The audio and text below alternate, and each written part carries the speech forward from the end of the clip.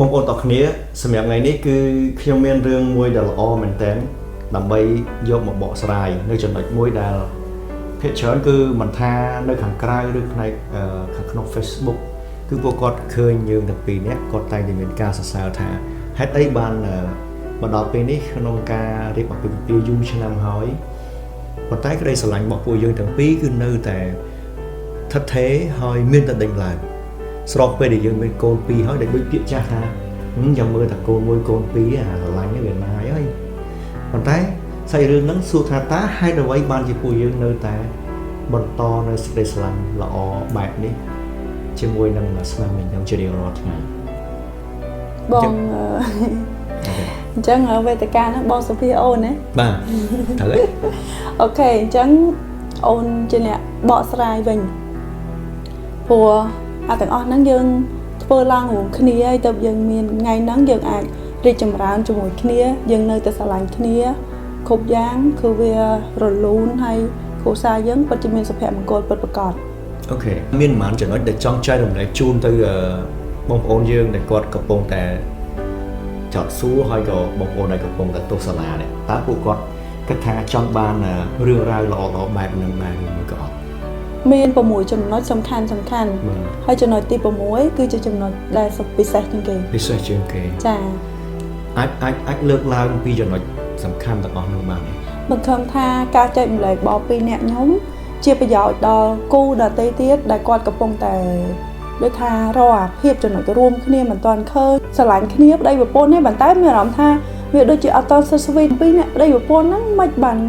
មើលទៅនៅតែស្រឡាញ់គ្នាមានអារម្មណ៍ថាមើលទៅស្រឡាញ់គ្នាមិនមើលទៅរៀង take care គ្នាមិនសំដែងហីអត់ទេពីខ្ញុំអត់សំដែងទេអញ្ចឹងខ្ញុំចង់លើកចំណុចទាំងអស់ឲ្យបងប្អូនស្ដាប់ទាំងអស់គ្នាទី1សំខាន់ជាងគេគឺយើងមានគោលដៅរួមគ្នាអត់ឯងចង់មានអត្ថន័យមិនក្នុងការដែលយើងបកស្រាយសំដៅគ្រប់យ៉ាងរឿងដែលយើងធ្វើគឺយើងចង់សម្រេចថាបំណងហ្នឹងគឺដូចគ្នាការសម្រេចចិត្តធ្វើអីមួយគឺយើងយល់ចិត្តគ្នាអញ្ចឹងគោលដៅយើងគឺមានដូចគ្នាអញ្ចឹងគឺបើទោះបីជាគោលដៅរបស់យើងនៅឆ្ងាយឬចិត្តក៏ដោយខ្ញុំគិតថាពួកយើងមិនអាចដើរទៅដល់ព្រោះយើងមានពាក្យមួយម៉ាត់ថារួមគ្នារួមសុខរួមទុក្ខនៅក្នុងការធ្វើហ្នឹងចាចំណុចទី2ចំណុចទី2បាញ់ចាំអត់កាលពេលដែលស្គាល់គ្នាដំបូងអូនដាក់លក្ខខណ្ឌថាអូនអត់សុំអីទេសុំឲ្យបងស្មោះត្រង់មួយអូនបាទហើយបងសន្យាឲ្យអូនថាអូខេបាទគឺបងស្មោះត្រង់អញ្ចឹងធម្មតានៅពេលដែលយើងចាប់ដៃគូស្រឡាញ់គ្នាដំបូងយើងដាក់លក្ខខណ្ឌគ្នាហើយសុំឲ្យស្មោះត្រង់ទៅវិញទៅមកហើយយូរទៅអាទម្លាប់នៃស្មោះនៃភាពស្មោះត្រង់របស់យើងហ្នឹងណាវាធ្វើឲ្យយើងអត់ចេះលាក់គ្នាមានរឿងអីតិចតួចក៏យើងបង្ហាញប្រាប់គ្នាហើយវាអត់មានអាចកំបាំងអីអញ្ចឹងគឺយើងទុកចិត្តគ្នាទៅវិញទៅមកអត់មានអារម្មណ៍សង្ស័យថានឹងប្តីធ្វើនេះធ្វើនោះឬក៏ប្រពន្ធធ្វើអីដែលនឹងក្រោយខ្នងអាហ្នឹងវាអត់ធ្វើឲ្យយើងនៅតែមានភាពស្និទ្ធស្នាលនៅតែស្រឡាញ់គ្នាដូចមុនដដែលអញ្ចឹងបានន័យថាមកដល់ពេលនេះសម្រាប់ខ្ញុំគឺខ្ញុំនៅតែមានពាក្យមួយម៉ាត់ថាស្មោះត្រង់ហើយកុំសង្ស័យច្រើនបានន័យថាអ្វីដែលខ្ញុំបានសន្យាមួយគាត់រហូតមកដល់ពេលនេះគឺ6ឆ្នាំហើយ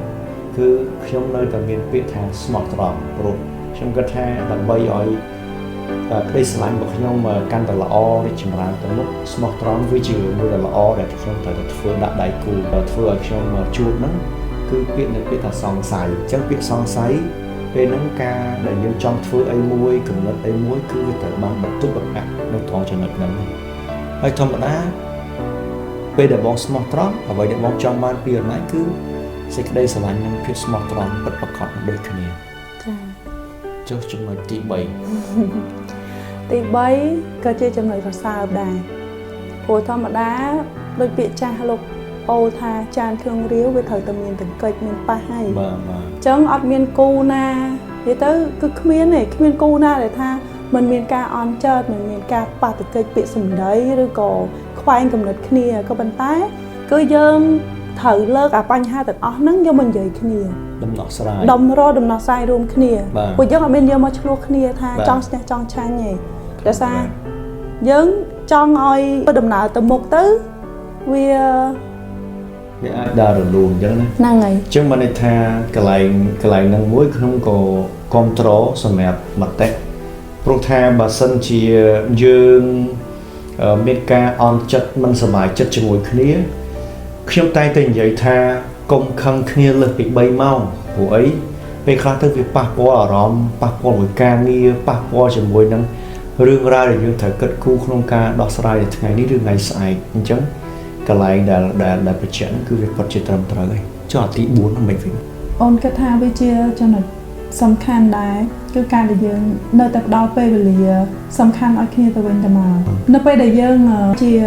មេគ្រួសាររៀងខ្លួនហើយគឺយើងមានបន្ទុករៀងខ្លួន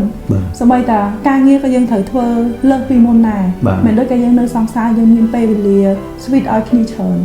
អញ្ចឹងយើងត្រូវតែមានលុយពេលតិចឬច្រើនទៅតាមគូនីមួយៗដែលថាគាត់មានភារកិច្ចរៀងខ្លួនអញ្ចឹងណាតែយើងធ្វើមិនត្រូវតែលៃឆ្លៀតបន្តិចឲ្យគ្នាដើម្បីបង្កើនក្តីស្រឡាញ់អនុស្សាវរីយ៍ល្អៗបាទចុះបញ្ហានឹងចំណុចទី5 តងជាមួយនឹងលុយកាក់បាទសុភមង្គលវាអត់ត្រូវការលុយប៉ុន្តែគ្រប់សុភមង្គលគឺត្រូវតែមានលុយចូលរួមដែរបាទចា៎អញ្ចឹងកន្លែងលុយនេះវាជារឿងដែលសំខាន់បងប្អូនយើងរកលុយបានតិចបានច្រើនយ៉ាងហោចណាស់ក៏យើងត្រូវដឹងពីចំណេញចំណាយចំណូលដែលក្នុងនាមយើងជាមនុស្សពីរនាក់ដែលដើរលើផ្លូវតែមួយដើម្បីស្វែងរកភាពជោគជ័យអញ្ចឹងទេនៅក្នុងលុយនេះវាពិតជាសំខាន់ដើម្បីបង្កើតសុភមង្គលដែលយើងនិយាយ5ចំណុចខាងលើហ្នឹងបន្ថែមពីលើហ្នឹងតិចគឺយើងត្រូវមានការទុកដាក់លុយកាក់ឲ្យបានត្រឹមត្រូវហើយមានផែនការហិរញ្ញវត្ថុមានន័យថាលុយរបស់យើងហ្នឹងយើងត្រូវសំសម្រាប់ធ្វើអីគេថ្ងៃខាងមុខបាទចំណុចចុងក្រោយគឺតកតងជាមួយនឹងក្រុមគ្រួសារធំអូខេអញ្ចឹងតំណែងប្តីប្រពន្ធយើងវាល្អហើយតែក្នុងហ្នឹងបើយើងឲ្យចង់ឲ្យកាន់តែល្អលើសហ្នឹងទៀតយើងត្រូវតែមានតំណែងល្អជាមួយនឹងសាច់ថ្លៃជាមួយនឹងម្ដាយបង្កើតម្ដាយក្មេករបស់យើងហ្នឹងមានន័យថាក្តីស្រឡាញ់របស់យើងគឺយើងអត់លំអៀងទេទាំងឪពុកម្ដាយបង្កើតឪពុកម្ដាយក្មេកគឺយើងស្រឡាញ់ពួកគាត់ដូចគ្នាពួកគាត់សុទ្ធតែជាអ្នកមានគុណរបស់យើងអរគ្នាត្រូវតែដឹងដែរថាយើងត្រូវតែមានការស្រឡាញ់ត្រូវការយកចិត្តទុកដាក់នៅគ្រប់យ៉ាងដែលពាក់ព័ន្ធមួយនឹងបងប្អូនរបស់យើងព្រោះនៅក្នុងកលៈទេសៈមួយដែលយើងត្រូវបានបង្កើតជាគ្រួសារធំហើយសុភមង្គលវាស្ថិតនៅលើរឿងដែលយើងផ្ដល់ឲ្យគ្នាទៅវិញទៅមកកុំឲ្យដូចពាក្យគេថាសាច់ថ្លៃអញ្ចេះសាច់ថ្លៃអញ្ចោះអាហ្នឹងវាជារឿងមួយដែលយើងនឹងអាចបែកបាក់សាមគ្គីយើងសម័យមើលថានៅពេលដែលយើងចូលរួមដំណើរកម្សាន្តដ៏ធំមួយស្រាប់តែបងប្អូនសាច់ថ្លៃឬក៏សាច់បកើតមានការឆ្លោះមិនពេញចិត្តមិនត្រូវគ្នាយើងសម័យថាតើបរិយាកាសដែលអាចសម្បាយទៅរួចអត់វាប្រកបជាមិនរលូនទេអញ្ចឹងទេសុភមង្គលដែលធ្វើឲ្យយើងអាចដើរទៅដល់ផ្លូវល្អបានក៏វាពឹងផ្អែកទៅលើរង្វង់គ្រួសារធំនេះដែរសម្រាប់6ចំណុចសំខាន់ទាំងអស់ហ្នឹងគឺជាអ្វីដែលពួកខ្ញុំបានអនុវត្តលើជីវិតផ្ទាល់ហើយក៏យើងឃើញសមិទ្ធផលដែលយើងទទួលបានចឹងខ្ញុំសង្ឃឹមថាការចែករំលែករបស់ពួកខ្ញុំអាចជាប្រយោជន៍ដល់បងប្អូនទាំងអស់គ្នាគ្រប់គូទាំងអស់គាត់អាចយកទៅអនុវត្តទៅខ្ញុំក៏ជឿជាក់ថាគាត់បានផលដូចគ្នាដែរបាទអូខេអញ្ចឹងសម្រាប់6ចំណុចគឺមានតែប៉ុណ្្នឹងទេហើយយើងនឹងមានរឿងរ៉ាវល្អបន្ថែមទៀតនៅក្នុងវីដេអូក្រោយហើយក៏អរគុណសម្រាប់បងប្អូនដែលគាត់ចោទជាសំណួរសួរផ្ទាល់នៅចំណុចទាំងអស់នេះអរគុណច្រើនចាអរគុណបងប្អូន